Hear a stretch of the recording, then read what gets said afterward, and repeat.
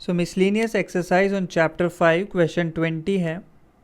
Using the fact that sin of a plus b is equal to sin a cos b plus cos a sin b and the differentiation, obtain the sum formula for cosines. यानी हमें initial formula given है sine of A plus B का, जो कि क्या होता है sine A cos B plus cos A sine B. इस फॉर्मूले को यूज़ करके हमें cos of A plus B की वैल्यू डिराइव करनी है और डिफ्रेंशिएशन यूज़ करना है. तो देखो हमने क्या किया, consider A and B as functions of T. एक किसी वेरिएबल टी का फंक्शन मान लिया ए और बी दोनों को, और फिर इसके बाद हम क्या करेंगे, differentiating both sides with respect to T, क्योंकि टी हमने वेरिएबल अज्यूम किया है जिस पे ए और बी डिपेंड करते हैं. तो क्या बन जाएगा, लेफ्ट हैंड साइड में देखो sine of A plus B का डेरिवेटिव लेना होगा. तो sine of A plus B का क्या बन जाएगा, cos of A plus B. साथ में फिर a का डेरिवेटिव लेना है विद रिस्पेक्ट टू t, और a t का फंक्शन है तो क्या बन जाएगा dA by dt, plus b भी t का फंक्शन है तो b का डेरिवेटिव क्या हो जाएगा dB बाय dt. ये तो हो गई लेफ्ट हैंड साइड. अब राइट साइड देखते हैं. तो राइट हैंड साइड पे देखो, पहले टर्म दो टर्म से मिलके बना है साइन a और कॉस b, और दोनों t पे डिपेंड करते हैं, तो प्रोडक्ट रूल लगाना होगा.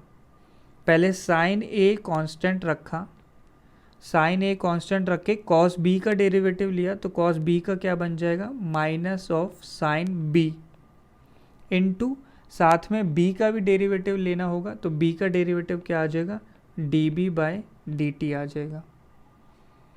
प्लस अब कॉस बी को कांस्टेंट रखा, कॉस बी को कांस्टेंट रख के साइन ए का डेरिवेटिव लेंगे, तो साइन ए का डेरिवेटिव होता है कॉस ए, और a को भी डिफ्रेंशिएट करेंगे तो a का क्या आ जाएगा dA बाय dt बन जाएगा. तो ये तो अभी पहले टर्म का डेरिवेटिव आया है. दूसरे टर्म का भी निकाल लेते हैं. दूसरा टर्म है cos a into sine B. तो cos a को कांस्टेंट रखा, साइन b का डेरिवेटिव लेंगे तो साइन का हो गया cos b, फिर b का लिया तो dB बाय dt आ जाएगा. प्लस सेकेंड टर्म के लिए क्या किया मैंने, अब साइन बी को कांस्टेंट रखा, कॉस ए का डेरिवेटिव लेंगे तो कॉस ए का होगा माइनस ऑफ साइन ए, और साथ में ए का डेरिवेटिव क्या आ जाएगा D A by D T. तो ये पूरा हो गया सेकेंड टर्म का डेरिवेटिव. तो काफ़ी लंबा हो गया, 4 टर्म्स बन गए हैं अब हमारे पास इन ऑल. तो सिंप्लीफाई करते हैं. तो लेफ्ट हैंड साइड लिख देते हैं पहले. लेफ्ट हैंड साइड में तो कोई चेंज नहीं आने वाला है, simply cos of A plus B into D A by D T plus D B by D T ही रहेगा. ये हो गया हमारी left hand side. Right side को देखते हैं. तो राइट साइड में दो टर्म्स में D A by D T है. एक तो ये cos A into cos B वाला टर्म, और ये sine A into sine B वाला टर्म. तो यहाँ से मैं कॉमन ले रहा हूँ क्या D A by D T. तो D A by D T common लिया तो पहला टर्म आ गया हमारे पास कॉस ए कॉस बी, और दूसरे टर्म में एक माइनस साइन भी इन्वॉल्व है, तो minus sine A sine B आ जाएगा, minus sine A sine B. Plus बाकी रिमेनिंग दो टर्म्स में एक D B by D T common आ जाएगा, तो D B by D T common लिया, plus D B by D T.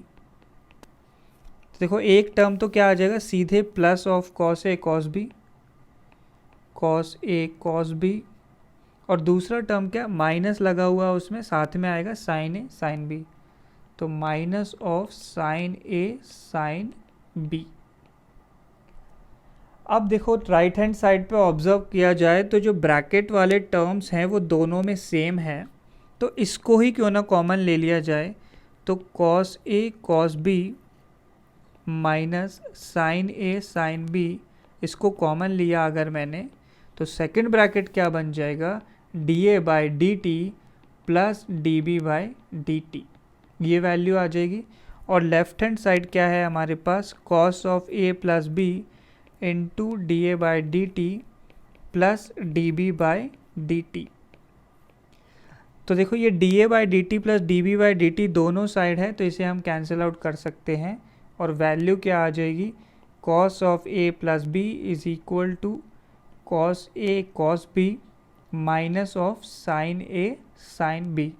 तो हमने cos of A plus B का फॉर्मूला जो है यहाँ पे प्रूव कर दिया है यूजिंग डिफरेंशिएशन।